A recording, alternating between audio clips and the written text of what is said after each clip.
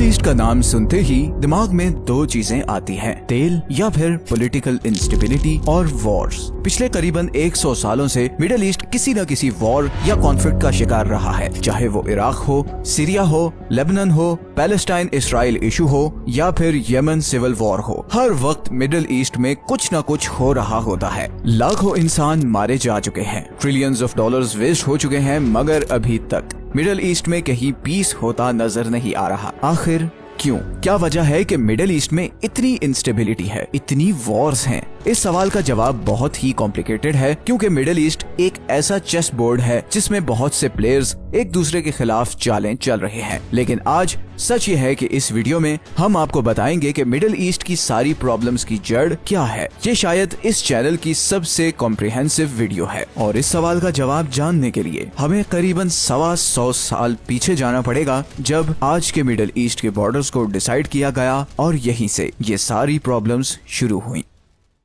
कई 100 साल तक पूरा Middle East Turkish Ottoman Empire के कंट्रोल में था। 16वीं से 17वीं सदी के बीच ये एम्पायर हंगरी से लेकर यमन तक फैली हुई थी। इस सारी किंगडम में हर तरह के लोग रहते थे, ज्यूज, क्रिश्चियंस, मुस्लिम्स, पारसी, अरब, कुर्द। लेकिन फिर 19th सेंचुरी के बाद ऑटोमन एम्पायर का डिक्लाइन शुरू हो गया और यही वो वक्त था जब ब्रिटिश एम्पायर एशिया के अंदर अपना कंट्रोल बढ़ा रही थी। ब्रिटिश एम्पायर को सबसे बड़ा खतरा इसी ऑटोमन एम्पायर से था, बिकॉज उसके कंट्रोल को एशिया से यूरोप तक पहुंचाने में सबसे बड़ी रुकावट यही ऑटोमन एम्पायर थी। इसी का तोड़ करने के लिए ब्रिटिश एम्पायर ने मिडिल ईस्ट पर अपनी कॉलोनीज बनाना शुरू कर दी। सबसे पहले 1820 में ब्रिटिश एम्पायर ने यूएई के साथ एग्रीमेंट किया, फिर 1839 में यमन, 1861 में बहरेन और फिर 1888 में इजिप्ट के साथ एग्रीमेंट किया और इन सारे एरियाज को अपने कंट्रोल में ले लिया। इजिप्ट का कंट्रोल आते ही ब्रिटिश के हाथ में सुएज कैनाल का कंट्रोल आ गया और उनके लिए ऑटोमन एम्पायर को अवॉइड करके एशिया पहुंचना बहुत आसान हो गया।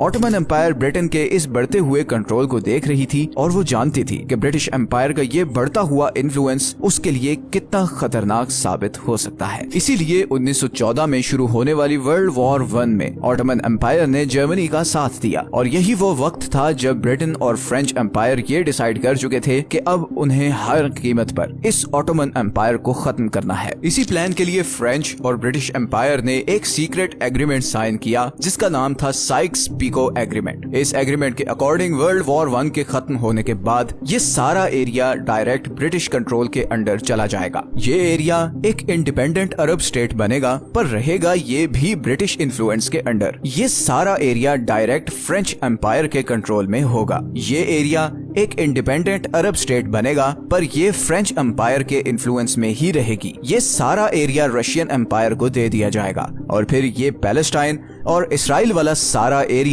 एक इंटरनेशनल एडमिनिस्ट्रेशन के अंडर होगा। इन बॉर्डर्स को डिसाइड करते वक्त लैंग्वेज, रिलीजन, एथनिसिटीज, इन सब चीजों को बिल्कुल इग्नोर किया गया और यही वो गलती थी जिसकी सजा मिडिल ईस्ट आज तक भुगत रहा है। 1917 में एक डिक्लेरेशन हुआ जिसमें ब्रिटिश सरकार ने जर्मनी में मौजूद ज्यूइश कम्युनिटी से ये वादा किया कि वो पैलेस्टाइन में ज्यूज के लिए एक अलग स्टेट बनाने में ज्यूज की मदद करेगी। इस डिक्लेरेशन को बैलफोर डिक्लेरेशन कहते हैं और यही वो टाइम था जब वर्ल्ड सुपर पावर्स ऑयल की तलाश में थी, क्योंकि वर्ल्ड वॉर 1 के बाद सब जान चुके थे कि 21वीं सदी पर वही राज करेगा जिसका तेल पर कंट्रोल होगा। उस वक्त अमेरिका दुनिया का सबसे बड़ा ऑयल प्रोड्यूसर और सप्लायर था और ब्रिटेन की 80% ऑयल सप्लाई अमेरिका से आती थी। मगर उस वक्त अमेरिका के प्रेसिडेंट वुडरो विल्सन थे जो एम्पायर्स के कॉन्सेप्ट के बहुत खिलाफ थे और इसी चीज को भांपते हुए ब्रिटेन अमेरिका को रिलायबल नहीं समझता था। वो हर कीमत पर अमेरिका पर से अपनी ऑयल की डिपेंडेंसी खत्म करना चाहता था। अब ऑयल उस जमाने में सबसे पहले 1908 में इधर ईरान में डिस्कवर हुआ था, मगर वो बहुत ही थोड़ी क्वांटिटी में था। इसीलिए ब्रिटिश एम्पायर इस सारे एरिया में बहुत तेजी से मजीद ऑयल तलाश कर रही थी, लेकिन इस खोज को अभी कुछ और साल लगने थे। 1919 में वर्ल्ड वॉर 1 खत्म होने के बाद जंग जीतने वाले एलाइज कंट्रीज वर्साइज में मिले और ट्रीटी ऑफ वर्साइज साइन हुई, जिसमें मिडिल ईस्ट के बॉर्डर्स को एक बार फिर चेंज किया गया और फिर अगले ही साल ट्रीटी ऑफ स्वेयर्स अनाउंस की गई, जिसमें ऑटोमन एम्पायर को लिटरली टुकड़ों में तोड़कर फ्रेंच और ब्रिटेन एम्पायर के कंट्रोल में दे दिया गया। टर्किश गवर्नमेंट इस ट्रीटी पर आग बगोला हो गई और अगले 2 साल तक वो एलाइज के खिलाफ लड़ती रही और फिर आखिरकार 1923 में ये सारे कंट्रीज टर्किश गवर्नमेंट के साथ टेबल पर बैठे और ट्रीटी ऑफ लॉसेन साइन की गई और इसी ट्रीटी के नतीजे में मॉडर्न डे टर्की वजूद में आया। आज के मिडिल ईस्टर्न बॉर्डर्स मोर और लेस इसी ट्रीटी का नतीजा है।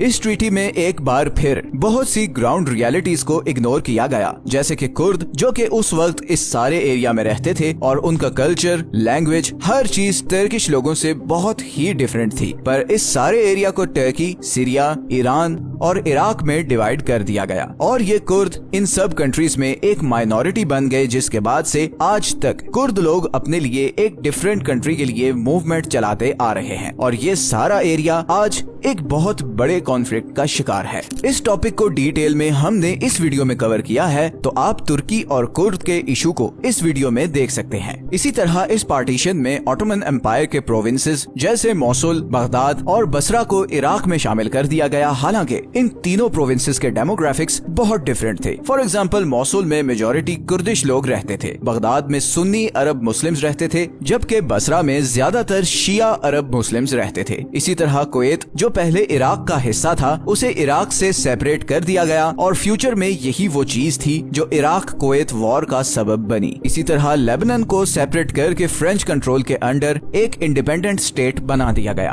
उस वक्त लेबनान में 80% क्रिश्चियंस और सिर्फ 20% मुस्लिम्स रहते थे। खैर, ये डिवीजन भी फ्यूचर में बहुत प्रॉब्लम्स क्रिएट करने वाली थी। इसी तरह दमास्कस, अलेप्पो और डेर एज़-ज़ोर को इकट्ठा करके बहुत सारे सुन्नी, शिया, कुर्द, अलवी, क्रिश्चियंस और असीरियंस को इकट्ठा करके वो कंट्री बनाया गया जिसे आज हम सीरिया के नाम से जानते हैं। फिर 1930s में टर्की ने फ्रेंच एम्पायर को प्रेशराइज करना शुरू किया कि वो सीरिया के प्रोविंस अलेक्जेंड्रिया को टर्की में शामिल करें, बिकॉज वहाँ पर बहुत बड़ी टर्किश कम्युनिटी रहती थी। अब क्योंकि टर्की वर्ल्ड वॉर 1 में पहले ही जर्मनी के साथ लड़ा था, तो फ्रांस डर रहा था कि कहीं टर्की दोबारा जर्मनी के साथ न मिल जाए। इसीलिए फ्रांस ने टर्की की बात मानते हुए 1938 में अलेक्जेंड्रिया को सीरिया से अलग कर दिया और फिर अगले ही साल 1939 में टर्की ने एक रेफरेंडम के थ्रू इस सारे एरिया को वापस टर्की में शामिल कर लिया। इस एरिया को आज अंताकिया कहा जाता है और यही से टर्की और सीरिया के बीच वो तनाव शुरू हुआ जो आज तक चलता आ रहा है। सीरिया आज भी अंताकिया को अपना हिस्सा मानता है। इसी तरह सीरिया और इराक की मेन वाटर सप्लाई यूफ्रेट और टिग्रिस रिवर से आती है और ये दोनों दरिया टर्की से निकलते हैं। टर्की ने इन दोनों रिवर्स के ऊपर डैम्स बनाए और ये डैम्स आज टर्की, सीरिया और इराक के दरमियान तनाव की एक बड़ी वजह भी हैं। इसी टाइम अराउंड लेट 1930s में अरब वर्ल्ड में ऑयल डिस्कवर होना शुरू हो गया। इराक में इधर बसरा और मोसुल के करीब ऑयल के बहुत बड़े रिजर्व्स डिस्कवर हो गए। इन दोनों एरियाज में मोस्टली शिया अरब और शिया कर्दिश कम्युनिटी रहती है। 1938 में सऊदी अरब के ईस्टर्न बॉर्डर्स के पास ऑयल के बहुत बड़े रिजर्व्स डिस्कवर हो गए। इंटरेस्टिंगली सऊदी अरब के इस सारे एरिया में शिया मुस्लिम्स रहते हैं। 1938 में ही कुवैत में भी बहुत बड़े ऑयल के रिजर्व्स डिस्कवर हो गए। ये रिजर्व्स पूरे इराक के रिजर्व से ज्यादा थे और क्योंकि कुवैत किसी जमाने में इराक का हिस्सा था, तो ये पॉइंट आगे जाकर एक बहुत बड़ी वॉर का कॉज बनने वाला था। इसी तरह 1956 में सीरिया में इधर नॉर्थ ईस्टर्न साइड पर ऑयल के रिजर्व्स डिस्कवर हो गए और इस सारे एरिया में कुर्द रहते हैं। पूरी दुनिया के 50% ऑयल रिजर्व्स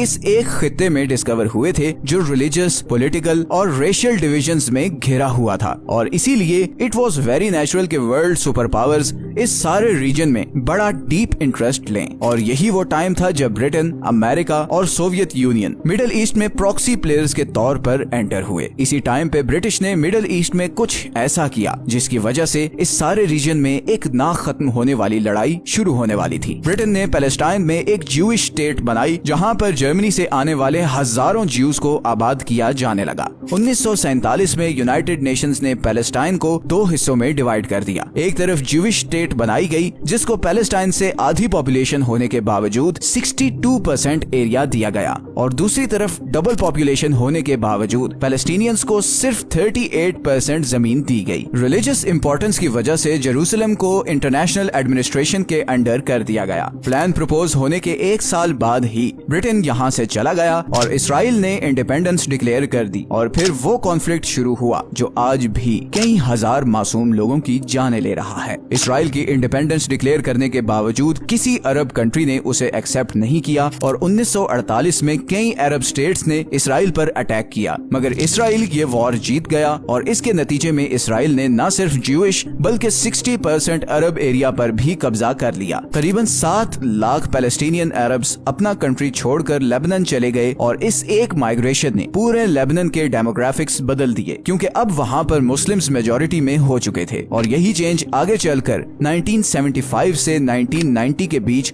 लेबनान में एक बहुत बड़ी सिविल वॉर की वजह बनी। दूसरी तरफ ज्यूज मुसलसल पूरी दुनिया से आकर इधर इसराइल में आबाद हो रहे थे और अब पैलेस्टाइन के इस सारे एरिया में मुस्लिम्स कम और ज्यूज ज्यादा थे। इस पार्टीशन के कुछ साल बाद 1954 में जमाल अब्दुल नासिर प्रेसिडेंट बन गए। नासिर का एक ड्रीम था कि सारे अरब कंट्रीज इकट्ठे होकर एक अरब कंट्री बन जाएं और इस तरह वो इसराइल से लेकर अरब वर्ल्ड के हर दुश्मन को हरा सकेंगे। लेकिन नासिर न सिर्फ इसराइल और अमेरिका के अगेंस्ट थे बल्कि वो सऊदी अरब और कुवैत के भी बहुत खिलाफ थे, क्योंकि उनकी नजर में ये दोनों कंट्रीज मुसलमानों के दुश्मन अमेरिका से करीब हो रहे थे। 1956 में नासिर ने सुएज कैनाल बंद कर दी, जिसके नतीजे में फ्रांस, ब्रिटेन और इसराइल ने मिलकर इजिप्ट पर अटैक कर दिया। लेकिन समहाउ इजिप्ट ये वॉर जीत गया और पूरे अरब वर्ल्ड में हर तरफ अब्दुल नासिर के चर्चे होने लगे। पूरी अरब वर्ल्ड अब्दुल नासिर की नेशनलिस्ट आइडियोलॉजी से बहुत इम्प्रेस थी और इसी से इन्फ्लुएंस होकर 1962 में यमन में अरब नेशनल्स और यमनी गवर्नमेंट के बीच एक सिविल वॉर शुरू हो गई और यही वो वॉर थी जिसमें पहली दफा प्रॉक्सी प्लेयर्स की एंट्री हुई। ये सिविल वॉर सऊदी अरब,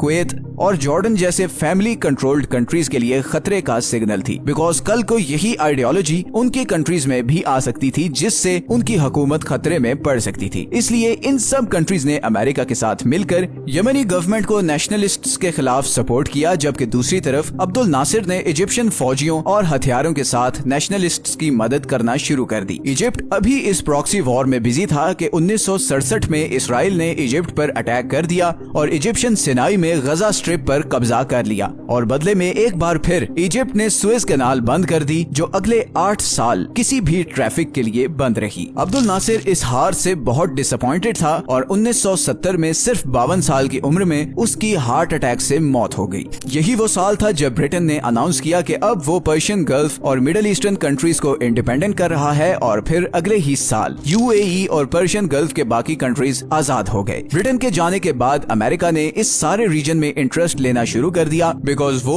अब राइजिंग सुपर पावर था और जिस रीजन पर दुनिया की 50% ऑयल सप्लाई डिपेंडेंट हो, वहाँ पर उसका होना बहुत जरूरी था। अगले 8 सालों तक अरब वर्ल्ड में बड़े ही मुश्किल हालात रहे। इस अरसे में अरब इसराइल वॉर हुई, जिसमें एक बार फिर इसराइल जीत गया। इजिप्ट ने इसराइल को रिकॉग्नाइज कर लिया। इजिप्शियन प्रेसिडेंट को इसी वजह से असैसिनेट कर दिया गया। इसी तरह लेबनान में पैलेस्टीनियंस और लोकल्स के दरमियान एक बहुत ही इंटेंस सिविल वॉर शुरू हो गई, जो 1990 तक रही। तो मिडिल ईस्ट में एक तरफ ये सारी लड़ाई चल रही थी और दूसरी तरफ इसी टाइम में ईरान में एक बहुत बड़ी रेवोल्यूशन आ चुकी थी। 1979 में रूहुल्लाह खामनाई ने शाह ऑफ ईरान की गवर्नमेंट उल्टाकर ईरान का कंट्रोल ले लिया। 1979 के बाद ईरान कम्प्लीटली ट्रांसफॉर्म हो गया। ईरान अब एक स्ट्रिक्ट शिया इस्लामिक रिजीम था और वो ये आइडियोलॉजी अब बाकी कंट्रीज तक ट्रांसफर करना चाहता था। सऊदी अरब, यमन, बहरेन और इराक के सुन्नी रूलर्स के लिए जाहिर है ये एक बहुत बड़ा खतरा था और यही वो टाइम था जब इधर इराक में सद्दाम हुसैन पावर में आ चुका था। सद्दाम सुन्नी मुस्लिम था और उसे डर था कि कहीं ईरानियन रेवोल्यूशन की आइडियोलॉजी इराक तक ना पहुंच जाए और अगर ऐसा हो गया तो इराक उसके हाथ से निकल जाएगा, बिकॉज इराक के मोस्टली ऑयल रिजर्व्स शिया मेजॉरिटी एरियाज में थे। इस रेवोल्यूशन को खत्म करने के लिए सद्दाम हुसैन ने 1980 में ईरान पर अटैक कर दिया और ये वॉर करीबन 8 साल चलती रही। अमेरिका, सऊदी अरब और कुवैत सद्दाम हुसैन को हेविली फंड करते रहे, मगर फिर भी 8 साल बाद 1988 में ईरान इराक वॉर बगैर किसी नतीजे के खत्म हो गई। इस वॉर ने इराक को इकोनॉमिकली बहुत ज्यादा डैमेज किया था। सद्दाम हुसैन ने कुवैत से रिक्वेस्ट की कि वो उसका $65 बिलियन का लोन माफ कर दे, जो उसने इराक को ईरान के खिलाफ लड़ने के लिए दिया था, मगर कुवैत ने इनकार कर दिया। सद्दाम हुसैन ने बदले में कुवैत पर अटैक किया और कुवैत के सारे ऑयल रिजर्व्स को अपने कंट्रोल में ले लिया। सद्दाम हुसैन अब दुनिया के 25% ऑयल रिजर्व्स का मालिक था। सद्दाम इसके बाद सऊदी अरब के बॉर्डर पर इराकी आर्मी को ले आए। इट वॉज वेरी ऑब्वियस कि अब वो सऊदी अरब की ऑयल फील्ड्स को अपने कंट्रोल में लेना चाहते थे, जिसके बाद दुनिया की करीबन 50% ऑयल सप्लाई एक आदमी के कंट्रोल में चली जानी थी। सऊदी अरब और वर्ल्ड पावर जाहिर है ये कैसे बर्दाश्त कर सकते थे। 1990 में अमेरिका ने 32 कंट्रीज के साथ मिलकर इराकी आर्मी पर अटैक किया और 1 साल की लड़ाई के बाद कुवैत को आजाद करवा लिया। अमेरिका अब पर्शियन गल्फ और मिडिल ईस्ट में एक बहुत इंपॉर्टेंट प्लेयर बन चुका था। अमेरिका ने अब इस सारे रीजन में अपनी मिलिट्री बेसिस बनाना शुरू कर दी और आज अमेरिका का 5वां बड़ा बहरी बेड़ा इधर बहरेन में है। इसी तरह इधर कतर में एक बहुत बड़ी अमेरिकन एयर बेस है जिसको सेंटकॉम कहते हैं और यहीं से यूएसए मिडिल ईस्ट और सेंट्रल एशिया पर अपनी नजर रखता है। और फिर इधर यूएई में अमेरिका का मिसाइल डिफेंस सिस्टम लगा हुआ है। इसी तरह सऊदी अरब अमेरिका से हथियार खरीदने वाला सबसे बड़ा कंट्री है। तो अगर मिडिल ईस्ट की ईस्टर्न साइड पर आए तो वहाँ अमेरिका, अरब और ईरान आमने सामने हैं। गो के अब ईरान और सऊदी अरब के दरमियान बर्फ पिघली है और बातचीत भी शुरू हुई है, but still it's a long way to go. फिर अगर मिडिल ईस्ट की सदर्न साइड पर आए तो यमन में एक जबरदस्त सिविल वॉर चल रही है जिसमें सऊदी अरब और ईरान से लेकर अमेरिका और इवन रशिया भी इन्वॉल्व हैं। इसी तरह ऊपर आए तो सीरिया पहले ही प्रॉक्सी वॉर का सेंटर पॉइंट बन चुका है, जहां पर रशिया, ईरान, अमेरिका, सऊदी अरब और इवन यूएई भी अपनी मिलिट्री के साथ घुसे हुए हैं। इराक की बात करें तो सद्दाम हुसैन के बाद अलकायदा और अब आईसिस ने इस वैक्यूम को फिल करने की कोशिश की है, जिसके नतीजे बहुत ही भयानक निकले हैं। तुर्की और सीरिया में भी किसी भी वक्त कुर्दिश बागियों को लेकर जंग छिड़ सकती है। So all in all middle east is in a mess और इसकी रूट कॉज आज से 100 साल पहले की गई बॉर्डर्स की ये पार्टीशन है, जिसमें इंसानों के बीच डिफरेंसेस का बिल्कुल भी ख्याल नहीं रखा गया और ख्याल रखा गया तो बस अपने फायदे का। आपकी आज के वीडियो के बारे में क्या ओपिनियन है, नीचे कमेंट्स में जरूर बताएं। ये हैं वो सारे सोर्सेज जहां से हमने इस वीडियो के लिए कंसल्ट किया है। वीडियो अच्छी लगी है तो इसे लाइक और चैनल को सब्सक्राइब जरूर कर दें। मिलते हैं नेक्स्ट वीडियो में एक और इंटरेस्टिंग टॉपिक के साथ।